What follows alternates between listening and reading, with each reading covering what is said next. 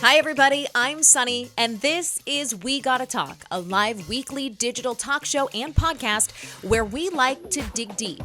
Real talk, big topics. Now, let's dig in. Okay, hi, everybody. Welcome to We Gotta Talk, where it's all about real talk on big topics. I am your host, Sonni, and I'm really excited for today's episode. So, a while back, I have shared that my mom has Parkinson's. It's something that was, I guess, diagnosed about 6 years ago. You know, it's weird when you have a podcast, you share personal things to an extent, and then you stop and then you go back. But this is something that has really defined my family since her diagnosis, in both good and difficult ways.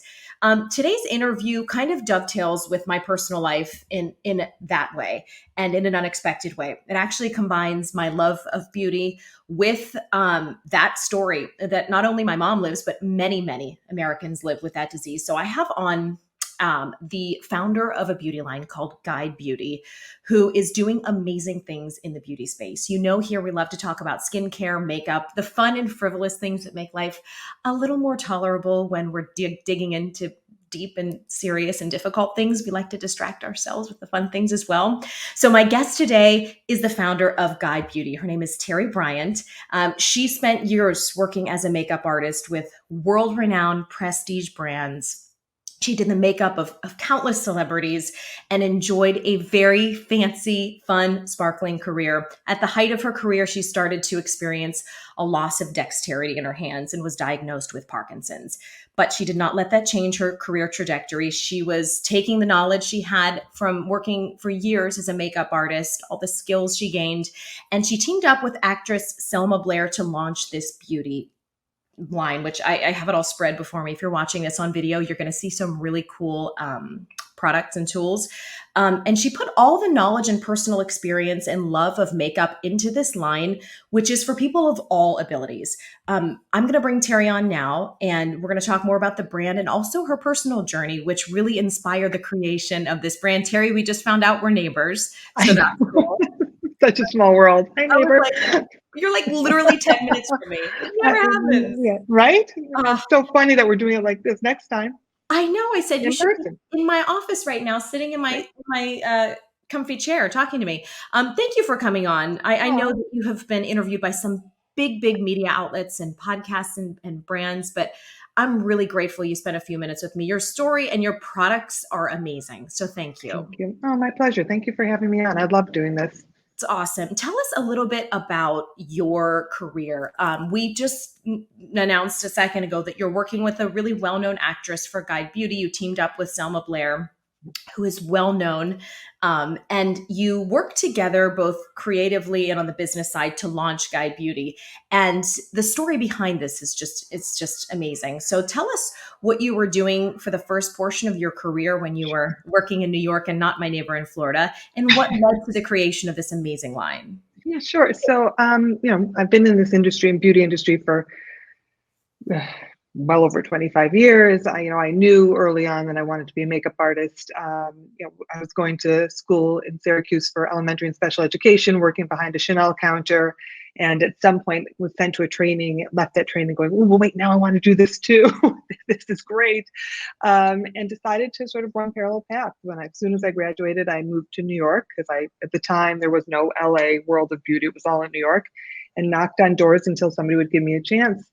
And so, yeah, I was working as a makeup artist. I was developing education programs for brands like Christian Dior and Stila. And then one day, a sort of an unknown brand came knocking and said, would you like to move to LA and help us out? Our name is Smashbox. And I said, I'm sorry, what is it again? Smashbox. Yeah. And I was like, all right, sure, I'll drop everything.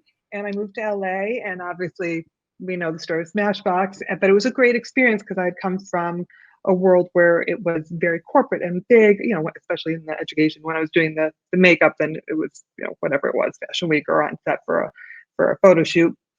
But I'd come from big corporate companies, and to go to a company that was sort of working from the ground up and you were part of building it, you get exposure to worlds that I wouldn't have otherwise. So I was Mhm. learning more about not just education but marketing and sales and product development and all that good stuff. And because of their heritage, I was able to continue on with my makeup in LA. And I was doing that for years, and my career was I was very fortunate. It was sort of going beautifully, and I loved every moment of it, and I was going to never stop. And then somewhere along the way, I guess it was, I keep saying 10 years ago, but it's longer now, maybe 12 years ago, I was on set and I was doing makeup, and it was with a crew I knew. It was a model I knew. It was like a super easy, fresh, clean, pretty makeup. I should have been able to knock it out in 20 minutes. I'm like, 40 minutes into it, I still wasn't done. And there was I just kept saying, thinking in my head, there's something weird is happening. Like there's just this little disconnect in my hand. I couldn't quite figure it out. I got through the day and thought, well, that's strange. We'll just pretend that didn't happen. Those moments kept happening to me. And then, for years, those moments kept happening to me. And I was going to doctors and I was asking what was going on. And they were saying, well, you're just getting older and you probably don't take enough good care of yourself, and maybe drink more water and have some vitamins. And I was like, all right, I'll try it. And I was finding my career pivoting a little bit, doing less sort of on-set work, more education, until eventually that little disconnect that I described started to affect my ability to do my own makeup. Mhm. And sort of, I feel like I'm sort of diving in deeper into the story than maybe the No, question keep was. going, my goodness. Um, No, this is at the core of it. I feel like we have to hear this. okay. So yeah, I mean, yeah, at the point that it had sort of shifted, that little disconnect, which wasn't allowing me to apply with the same level of precision, which was making me a little uncomfortable working on set as a professional, started to affect my ability to do my own makeup. I was like, this is nuts. Like something's definitely wrong here. It can't be that I'm getting older. So are my other friends, and they're still working in the industry. They don't seem to be having any problems. And sure, maybe I don't drink enough water, but it doesn't sound right. Right. Fortunately, at some point, I pushed hard enough and got in front of the right person who kind of in like 2 minutes said to me, I think you have Parkinson's. Like it was that quick. It was, it What was, was that moment like hearing that? you know what? Oddly, it was kind of it's definitely sort of a, you know, knock you upside the head kind of moment. But at the same time, I kind of felt a little bit of relief because there was something like, oh, thank God, at least I'm not crazy. Like I Right. know, and there's something empowering about getting the information. Like, all right, if I know what it is now at least I can tackle it. I can figure out how to move forward because the unknown for me is the scariest. If I don't know what I'm dealing with, I don't know how to solve for it. I don't know how to proceed. So, and I've been living that way for so long that finally getting to that diagnosis, I was like, all right, well, here we go. Like Right. now there's something I could do. And we had to go through a few more steps. Like he was the sort of, I said, it was like 2 minutes and he said, I think you got Parkinson's. And I said, well, if you're a betting man, how sure are you? Like 1 to 10. He said, I'll give it a 9. I was like, Wow. seems pretty sure. But, then we ran tests and Mhm. scan and all that. And when I finally got the actual diagnosis, kind of say that was the day that Guide Beauty was born. There was a sort of a reaction that I had that sent me running. Yeah, and I'm gonna show this, guys. If you're listening to the podcast, it's worth popping over to YouTube and checking this out. We're gonna be sharing some social clips as well, so you'll see this if you hop over to Instagram. But I'm really glad we're doing this on video because what you've created with Guide Beauty, and I'm gonna hold up some of the tools first, and then we'll like look at the makeup, is so unique, Terry. So essentially, Mhm. guys, what these tools are, and I'm holding up a box of 3 eyeshadow brushes and then also the eyeliner brush. And they all have, this is the eyeliner tool, and they all have on them this like anchoring, I don't know if I'm using the right, but it's an anchoring kind of grip. So it's like a long, almost, what's like an old school kind of, what is that pen called? Like a calligraphy type of Yeah, pen. It's got a thicker grip and it has this little finger notch you put on. And the tool itself that applies the eyeliner is very cool. Can you describe this for people who are listening who might not be sure. looking right now and what's so unique about it? Yeah, so eyeliner, I think throughout my whole career, anybody who sat in my chair, I think most people can identify it's a technique that is challenging. It takes Mhm. a lot of precision, fine motor skills to draw a fine line next to a very sensitive area. And once you get one eye done, now you have to rinse and repeat, Right. match it to the other eye. It's not easy. And with traditional pencils and brushes, we're generally working freehand and we're working with tools, small cylinders that require a tight grip. And the Mm-hmm. moment you have a tight grip around something, you lose a certain amount of fluidity and control in motion. Right. So the idea is that you want to build grip and stability, better grip and stability into the tools. So when you're looking at the guide wand, which is the tool we use to apply eyeliner, you Mm-hmm. have a longer barrel with facets around each side that allow you to hold, instead of a tight grip, allows you to hold a soft hold so it's more comfortable in your hand. Mm-hmm. There are built-in points of stability that allow you to rest and ground the tool against your face so you get your footing before you start to apply. Like that. And yes, exactly. And then that soft flexible applicator, which is really unique because it's almost like a spatula material. It's sort of that soft rubbery. It's just the perfect sort of stability to hold that edge because it's a very precise edge, but it's still soft, so it glides really easily. And then there's that extra little space for visibility. And so you never, like with a pencil, it's very hard to get precision with a pencil because the Right. moment you touch your eye, you lose the sharp point, Mm-hmm. right? That's why liquid liner is like, the top pick if you want to get precision, but liquid liner is really hard to work with. This sort of is the balance. It allows you to never lose control, it allows you to find your footing, balance, get control, get steady, and work in areas so that you get that precision line.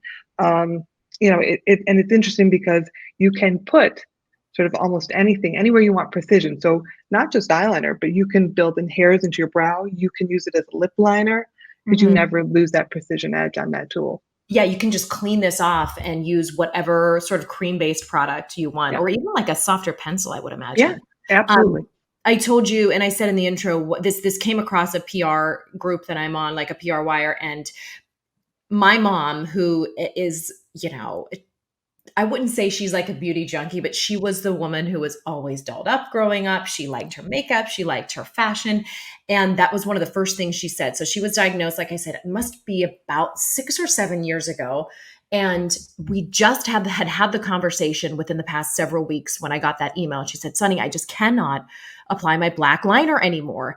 And it's so frustrating. So I was giving her, products that were kind of replacing it, like a shadow, it's sort of like dark gray or black liquid shadow, and she would just kind of put it in and blend it, but it was not the precision that she was used to. And so I was like, oh my god, immediate, this is like a godsend. And Oh, using it myself, I want to mention, guys, my eyes are all Guide Beauty. I'm going to show you the amazing eyeshadow palette as well. But even as somebody who doesn't have any dexterity issues, the procedure and the application process was actually so enjoyable for me today. oh, It's so, I mean, we're not pigeonholing this as like an ability. Like, people who have trouble applying black liner because it's just the hardest thing in the world to apply, like you said, you need this. You need to try this. This is such a unique thing. So I'm going to show on video here, guys, too, and you have to check this out. But you get a pot of cream liner with it, and we just kind of dab it on the back and the front side, right? perfect. Then I'm not doing this as great as I could, but let's get both sides. And then you just kind of you anchor your pointer finger, and I was even using my, the palm of my hand to like rest on my chin, and you just go. I don't want to add too much more, but you get the idea. What was the process like in developing this, Terri? Because you brought to market a product that hadn't existed before. So I would imagine from conceptualizing to actually getting the product in your hand, you had to convince a few people. So how did that work, and Yeah. what did that look like? It took a minute. I mean, when it first started, I was sort of, I got my diagnosis. I ran home sort of thinking, well, I understand the mechanics of great artistry. And now I understand why I'm just having this little disconnect. And so I'll solve for it. So I ran home, I pulled out my makeup toolbox, I pulled out my husband's toolkit, and I started tearing things apart and sort of hit a prototype at some point. It was at the time for mascara, and realizing how easy it was to use. And I remember saying to my husband, wow, this is really easy. Like, this would have been great if I'd had this for all the thousands of people who sat in my makeup chair and said, I wish I could do this for myself. It's never been easy for me. And that was that light bulb moment of, wait a minute, maybe this is bigger than me. Maybe for all those years that I worked in education trying to solve for something, I couldn't solve for Right. something I couldn't feel. And that little disconnect was allowing me to feel what most people do, that makeup isn't always easy. So at that point, I continued on for a while building prototypes on my own and sort of about 6 months to a year. And then at some point realized I needed to take it one step further. And that's when we went to a design team and I was introduced to the concept of universal design, which to me is like the most exciting thing ever. I just think it's such a brilliant approach. It's a design What is that? method.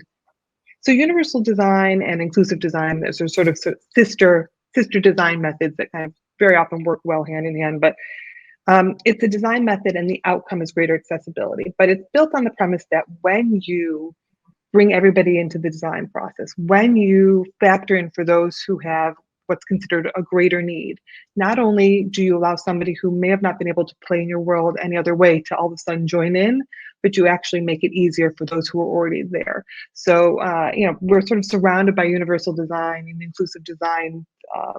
Items and things were built on this method every day that we just don't even realize. Things like the remote control for our television was first created because there were people who didn't have an easy time getting up and crossing a room to turn the TV off and on or change the channels. So originally, remote control was created for a greater need, but it made it better and easier for all of us. Because fast forward to today, if I got a TV that didn't have a remote control, I don't even know where the button is on my television. I'd be like, mine's broken. I can't use it There's anymore. just no watching TV without a remote. There's no buttons left. What do you turn on? I was feeling for it once, and I was like, yes, no, it's helpful to everyone for sure. Yeah. So I I want to just I think want it's to a show you guys the rest of. sure. Go ahead, Terry, and I'm going to open Yeah. this as you talk. This is the mascara. So as you talk, I'm going to show everybody Yeah. what you're actually talking about when we talk about Yeah. greater design, universal So design. There we go. yeah, and so with universal design, you're instead of sort of creating and sort of trying to figure out who you're creating for, you bring everybody to the table. So we had Right. over 200 test users, everybody from people like myself who have Parkinson's or MS or arthritis, to the novice makeup user, to the professional makeup artist, to the busy mom who said, I'm not bad, but I don't have a lot of time. And you just watch people play with what exists and you wait for sticking points. And the sticking point is the gold. Every time you hit a sticking point, you're like, oh, wait, they're struggling. Let's figure out how to solve for that.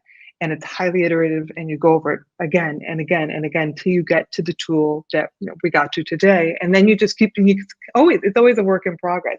But we started with the tools and the techniques that I think are inherently more challenging in makeup, which is usually things that create definition, which are kind of the most important. But anything that requires, again, those fine motor skills and greater precision and control and application, because very few of us have surgeons steady hands. Surgeons don't have surgeons steady hands.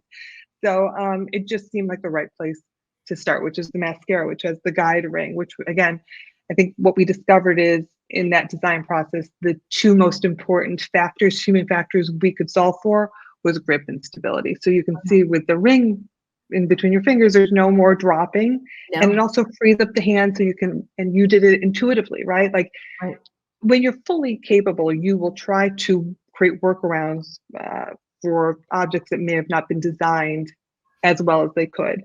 But if you don't have to, that's better, right? Oh yeah. And so yeah, I mean, if you watch anybody apply makeup, we're always kind of touching and grounding and resting and trying to figure something out.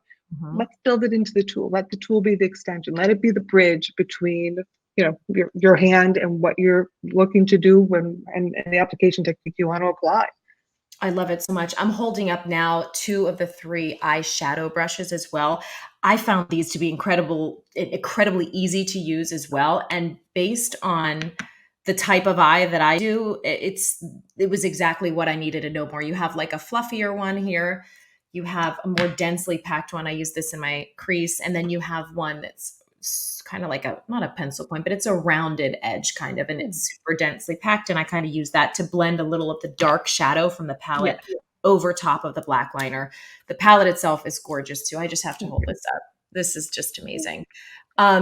What kind of feedback were you immediately getting from people besides that ease of use? Besides, to me, it's revelatory because I've never, and I have been a beauty junkie for years. I worked in TV. I had to do my own makeup. So I was always dying to work with people like you who knew what they were doing. But it forces you to pick up tricks of the trade and to do your own research. So I consider myself a pretty, if not expert, well immersed person in the space. And I Right. have never seen anything like this. So what are you hearing people say now that the products are launched, they're out in people's hands? What's the first thing they're saying? It's funny, we hear the same thing over and over again, and it's so much fun to watch because when you hear the same words over and over again, you're like, ah, it's working, and it's always, this is easy. Wow, this is easy. It's like that's the explanation. It's what comes out, this sort of aha moment of, oh wow, I've been working with something for all these years, and I didn't realize that it could be better and that it could be easier. But once you get it in your hands and you feel it, you're like, oh, this is a Yeah. game changer. This makes it easier, and then it's more fun. And it's fun because Yeah, we're it hearing so it makes across sense. the board. Yeah, it makes so much sense. The comfort is just unparalleled. You have the black liner. You also have the brown liner here, which I did not dig into yet. And tell us It's what pretty. this is for, Terry. This is kind of like a fan brush moment. What do we use this Um, for? so I am. I just love a fan brush. Every artist has their own favorite tools, but I use a fan brush for everything, especially, as I'm getting older. But We call almost it any. wiser. Oh, right. As I go through life, I just almost anything that is a powder formula. I know some people use fan brushes for skincare, but almost anything that's a powder formula for the face, I will use a fan brush for. So I use it for I apply because it's these long, loose, soft bristles, I don't have to worry about over applying and caking up too much. And Mhm. so you can always build. It's easier to build than to pop on too much color and then have to take it down. But I will use it for my bronzer. I use it for my blush. I use it for my highlighter. I use it for cleanup. I use it for loose powder or pressed powder if I'm just using it as finishing. And my favorite thing with the palette is I actually will take the fan brush and I will run it across the top three colors Okay. I'm going to do this with you. and think about it like a blush bronzer hybrid, because what very often happens is blush and bronzer compete with each other and you get ruddy, right? You ever Yes. get that, like you're like, why is Yeah. it muddy? Because you're layering colors that aren't built to be layered. But this is really pretty, so I'll run it. I can't even see what I'm doing, but Am I that's all right. starting with the cheekbone and kind of going up? I'll start, yeah, T-bone, and then I'll come down a little too, and then I'll take it and I'll actually run it right over my eye, Oh my gosh. and it's like, I have a tiny bit of blush on already, but I'm adding kind of to it. you can, yeah. And just if you already have the blush on, you can just go a little higher. It's really warm. And again, you Oh, just lightly, and I'll hit I on that. love it. I feel like it's It's adding a little depth to like more dimension to what yes. had kind of like a flat blush on before. I have been perplexed by the fan brush forever. So I'm glad you're explaining this to me. The only time I've ever heard someone or seen someone use it on me in a professional way was for like highlighter. So I thought, if I'm not using highlighter, I don't need it. But actually, I can be using this for everything. And For obviously, just like everything. wipe it off between uses, right? Yes, yeah, exactly. Yeah, I'm a big fan. Again, it's so much easier to build up than to have to take down. And I just love the long loose hairs, and it's also built really nicely so that if I want to angle it, I can work it this way. But this soft, it's kind of that angle kind of grabs the cheek where it needs to go. It's just Even wide enough to cover the cheekbone, but also you're getting like right below the eye. You're getting that like crook in the cheek too. that's right, because that sort of soft, that sort of angling, right? Yeah. Oh my gosh. Make sure that the color deposits where you want it to go, and then it almost diffuses it for you, so you don't have to do as much work. Yes. I just love a fan brush. So what else are we going to see soon? I feel like you guys really have the eyes on lock right now. I'm not just saying this. This palette is going Oh, to be my go-to. These are the colors that I like daily. You get like a peachy vibe. I don't know what this middle one. It kind of looks a little amethyst to me. Like a bronzy, a dark the, brownish gray, a taupe, and another like matte peach. Like this is great for every day. yeah. I'm just obsessed. What else are Oh, you working on? oh, so much. I mean, we want to build out the whole guide face, right? So we want to keep going, and beyond, right? So anything you need to sort of pre color, and then everything you need to build out the whole face. Certainly, color extensions will be coming out. But I think we've honed in and sort of got the classics for this area across the eyes. So and we're starting to sort of with that fan brush and the shadow palette, which actually works for cheeks. We're sort of now working our way sort of downwards. So I think you'll see something sort of for the lip category in the near future. Yeah, and definitely I want to I continue. love I it. What think about we're going like to a be working to foundation cream. brush? What was that? Would What about a foundation brush or something like a face brush with the same grip system? Will we see something like that as well? You know what? I think that's a great idea. We are looking at, I mean, we just launched the brushes and I love them. I mean, one, because obviously the work, but also because I just think they're so pretty, pretty. But I think, just so far the response has been really great. And I think there are, we started with these smaller tools, but I think it would be great to do something for all over. And I have an idea for foundation. I'm sort of playing a little bit, but you're around the corner, so maybe you can help me test them I will show out. up. Don't say that, Terry. I'll show up at your door in 10 minutes in my bathrobe with my turby twist on, clean face, ready to go. Oh my I gosh. welcome it. I totally welcome it. There's like, because of the pandemic, it's like you forget what it's like that we used to all play together in makeup. Like that's how it's supposed to happen. When you're isolated and play by yourself, Mhm. that's boring. So, yeah, it's always a better design when you're playing with people. It's great. And you know what I love too is that this line took what would otherwise be a difficult or complicated moment or situation in your life, and it reminded us that there's still play and there's still reason to celebrate and there's reason to treat yourself and there's reason to look good. And Yeah. I can't speak to Parkinson's from a personal perspective, but as a person who loves someone with it, I find often looking into the future and worrying, and I'm out of the moment when I'm doing that. I'm like, what are we going to need to do 5 years from now? And it's really difficult. And this to me was a reminder that that is not, the diagnosis is not her world and her life. It is Yeah. something that she has now tools to work around, something that was challenging, and we move on. It really married just such some beautiful concepts of like positivity and living in the present for me. And I know I feel like if, but truly it brought that part back to my mom. It can, and that's big. And for anyone who knows what that's like, that's big, so thank you for that. Thank you for sharing that. I love that. I mean, it is true. Like we don't know what tomorrow brings, and everybody has something to contend with, and things progress as they do, and it's hard to know. But it can get it's easy to get caught up and have it become your world, right? And obviously you want to pay attention to your health, and you don't want to put your head in the Right. sand and not deal with that.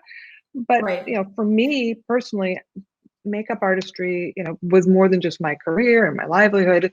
It was my creative expression, and it's where my happy place and where all my closest friendships were made. So the idea of not having it anymore was devastating. And so, those are moments. It's like any form of artistry where you just get to play and just care about yourself. And you don't, we're not wholly defined by a diagnosis or a health issue, a disability. It is part of who we are, but it is not us. And so when it happens for somebody to say, well, now you're excluded from something you love, doesn't make sense to me. Mhm. And then to realize that by including, you actually make it better for everybody. It's like, you're like, well, wait a minute, this just makes sense. Why aren't we all doing this? Why aren't we just approaching the world this way? It just makes sense. So, yeah, I mean, my whole, because I had such a positive experience, because so much of my self-worth was built on my career and how much I loved playing with makeup, the idea that anybody felt like they were excluded or couldn't join or wasn't going to be able to experience that same level of joy, I was like, no way. And now to be able to do it on a bigger level, it makes the days that are hard worth getting through. Absolutely. So I appreciate hearing that, and I hope your mom's having fun with the makeup. Thank you. Yes, I said, Mom, sorry, I'm testing it all first, and I'm going home tomorrow, so I'm flying it all with me. And I'm like, there's going to be some dents in the eyeliner because I've been using it, but please. So I'm Well, like, you, thankfully we can share germs. We are family. Tell us how you yes. got introduced to Selma Blair, who is obviously a highly regarded actress. Everybody knows who she is. How did you guys connect professionally, and what was it about this that really drew her to collaborate? So we were introduced. We have a mutual friend who introduced us, and um, you know, when I was talking to this friend. She's like, I really want you to meet somebody. I just feel like she's gonna love this. And I was like, sure, sure, do. And so she said, I'm gonna send some products. I said, all right, send her products. And then we got on a Zoom, and she had sort of similar to this conversation. She had her eyes done, and she leaned in and said, look at my face. I did this. I did my eyeliner. And then we just proceeded to talk about makeup and everything about we both have our own health, moments. And at the end of it, we just sort of looked at each other and was like, this is fun, right? Like, this is what we've been missing. And I think what she identified with is that, you know, it's her health issues. Obviously she's had to deal with and contend with a lot, but it became a bigger moment for her because she's very passionate about. She has a voice and she wants to help other people get through their moments as well. But in that process, sometimes you forget to turn around and care for yourself. And I think she remembered Yep. how important it was and how she has always loved beauty. And she was funny. She's like, she spent her years as an actress, and she's obviously now an actress, an advocate, and she's an author, and she's all these great things. But she was always a makeup lover. She said she was never very good at it, as most people say. I'm sure she was better than she admits to, but she said, I used to have people do it for me. But it mattered to her. And so the idea that she could have it back, I think it was sort of this, oh yeah, this is a big part of who I was. And I had let it go because I thought I had to. I don't, I'm all in. And then Mm, it was just a fun moment. And then it became, part of it was about product, and part of it was about that moment of, this should be a community where people could feel like they can join and have fun, and it should be empowering, and just this whole joyful, let's connect over something that's just light and creative and fun and lovely. And so we were like, you want to do this together? And it was like kind of just that. It was just a very instant kind of, I love you, let's do this. that's um, awesome. and and I'm so glad because she brings a perspective I don't have. And when somebody's as passionate about something as you are, you just, it makes it even more exciting because I like working with other people. I mean, it's the whole concept of how we build our products anyways, right? Is that we're better together. The more of us who are part of the process, the better the products will become. So to have a partner in crime has been amazing. That's awesome. Do you guys like call each other with like new ideas for new launches or like, feedback? Or you just like, wait, I got to text Selma real quick. Yes, the fire texts that go boom, boom, boom, back and forth. Well, what about this? Well, what about this? Or the quick calls or a picture. I'm like, what do you think of this color? And because obviously we don't live on the same coast, and it's always great when we get together. But in the meantime, thank goodness for technology because it keeps us connected. Probably a little too much. As my husband's like, are you going to put that phone down? I'm like, probably not. Probably not. We're playing with makeup. You're like, "It's work, okay? It's work, I'm This working." is work. Yes, this lipstick Swatching is and work and it yeah. matters. Yes, yes. Listen, anyone who tries to like, dog on the fun, frivolous things that we as women indulge in, I always say it's so much more deeper than that. That's why on this show we tackle Mhm. really big, heavy things, but we come up for air, and this stuff is not just frivolous and pointless. Like our identities are inextricably linked with how we feel, and that's linked to how we look at ourselves. And I Yep. just love offering people other options to start to feel their best, because that's truly what it's all about. Terry, tell me about other beauty routines that you indulge in. Must be you must have access to try tons of things. What other products, whether they be skincare or supplements, do you swear by that are part of your daily routine? Oh, there are so many good ones. Oh, wow. Um, yeah, I mean, I'm certainly skincare is huge. And I actually, we have a clean organic chemist on our team. So she's been working on some fun things, and so I've been playing with that for a while. Um, but there's some fun stuff coming. But as far as I mean, again, there's so many beautiful, but I think Tatcha is beautiful for skincare. I don't even know where to begin. What SPF do you use? Let's start there because we're Florida girls, and I gain 10 new spots every time I go outside. So, what SPF do you swear by in the Florida sun? So Sun is great. I use a lot of Sun. I have that for my guests at all times. And then the name, I feel like I should grab the bottle. There's amazing for my face. Oh, one of the soccer girls introduced it. Oh, I feel like I'm gonna have to text you. This is what Yeah, happens all the time. yeah. Message me and we'll put it in show notes because we can absolutely get that after the show. Are you It's always really lathering good. the body SPF? Because I've been living here, like I told you before the show, for about 12 years, and I only recently started covering my body in SPF because I don't know why. I was like protecting from like the boobs up, and I'm like, wait, I gotta like I'm turning into like a like polka dots here. I'm like every time I go outside. So do you do the whole routine every time you go out? I have to be honest, only more recently. I think for years I was always protecting this area and neglecting. At the same time, I don't I wasn't spending a tremendous amount of time outside in the sun, but that doesn't matter, right? Like it's more time than you think.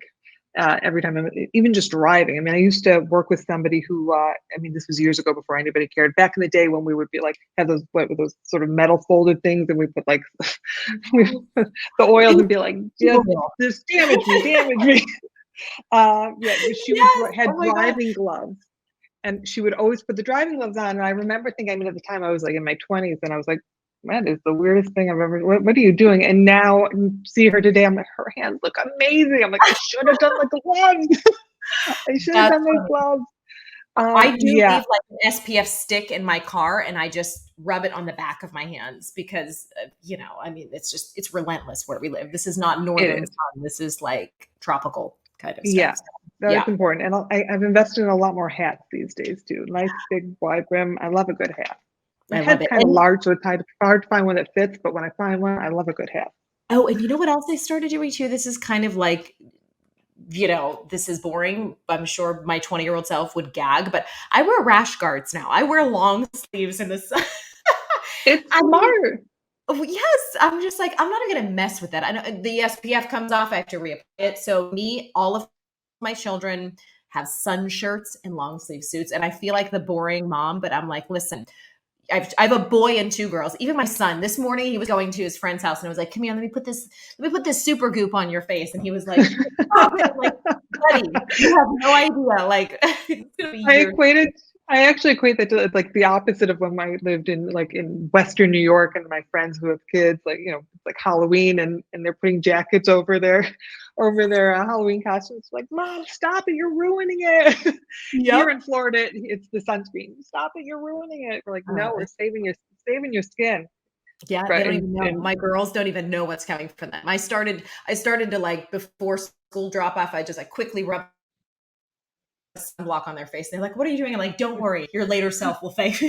Your 20-year-old I know self. what I keep thinking I'd What love other to good like stuff? I'm sorry, go. Oh no, no, go ahead, go ahead. I keep thinking it would be like I see people with umbrellas, and which I kind of think could be fabulous, right? Like we Oh, should just make that a whole designer moment. We could just do some really fabulous sort of light handles, not heavy, sort of rain type, but just light, sort of just a beautiful little parasol. little parasol. I Just love that, but that. like, Oh my but God. really fabulous. Like you could be color coordinated. Maybe they'd match our shoes, something. I love that with even with like a little fringe in the front and you can kind of hold it like, Yeah, Yuri, this is a great business idea. I would carry one of those. I truly would. right. And I like or mean, find a way to like somehow attach it to I don't know, like I don't know, something. I mean, something. it's living in Florida is just another level of I was not prepared. I mean, I'm not a Yeah, I'm a I feel like I'm coming home now when I fly back into Orlando, but I still feel like, oh God, like this yeah. is not heat meant for humans. I always say to my friends up north, you guys run inside in the winter to get into the heat. We run inside in the summer to get into the AC No, because it's just it's horrific. yeah. It's sometimes it's hard to escape. Sometimes you just need to lie down on a cold floor and just give me a minute to recover from whatever that is out there, because it'll get you. It's horrible. It's horrible. Well, I already asked you what's ahead for Guide Beauty. What about what's next for Terri? Are you still doing makeup? Are you getting back into the game? I know that your life involves a bit of travel right now, depending on what you're doing, but tell us what's next for you. I mean, right now I'm just so focused on Guide Beauty. I feel like this is it's you know again, I've always loved makeup, and I've always loved education, and I had such a hard time choosing one that I did them both for so many years. And the truth is, right now, things are my symptoms are in pretty good shape. My Parkinson's is sort of developing slowly, and knock on wood, obviously that could change. And so like here every once in a while I'll do makeup, but the disconnect that I have is still enough that sort of just I just don't feel totally confident being sort of getting booked on set, just because you never know on any given day if it's just a little off, because it's got to be flawless, it's got to be perfect. And part of it might just be a little bit of a confidence moment, but you never know. You never know. Maybe someday I'll pick back up again. Maybe once I'm done with the whole line, right? Because there are now things that I thought I might not be able to do anymore that now I can. So, but I just, I think it's just become, it's more fun that it's not just about me anymore. Hmm. It's more exciting that it's a change that we're hopefully going to shift the narrative in the beauty industry in what inclusion means and what it means to create beauty for all. So I just want to sort of keep going, and it takes time, because they're all new forms.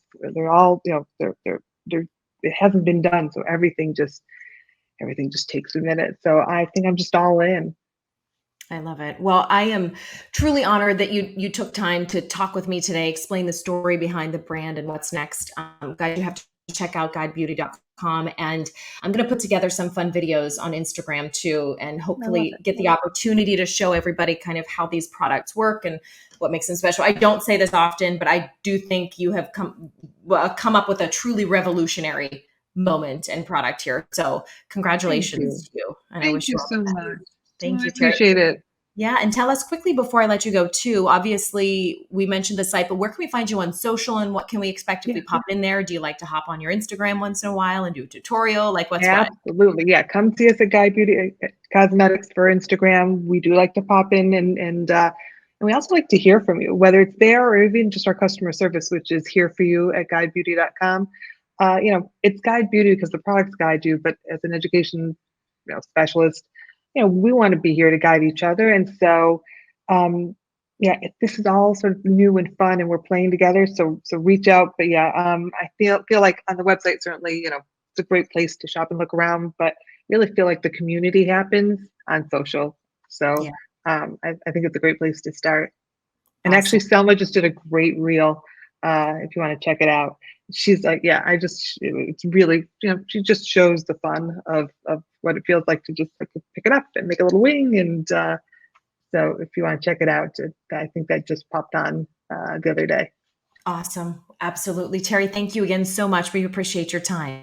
Thank you. My pleasure. Thank you so much for listening to this latest episode of We Gotta Talk. If you don't mind, I would love if you could leave a rating and review. Those help this show to get out to people who might find it useful or entertaining. I'm so grateful for your support. Please follow on Instagram at Sonni Abatta or check out our latest blog post at wegottatalk.com/blog. See you next time.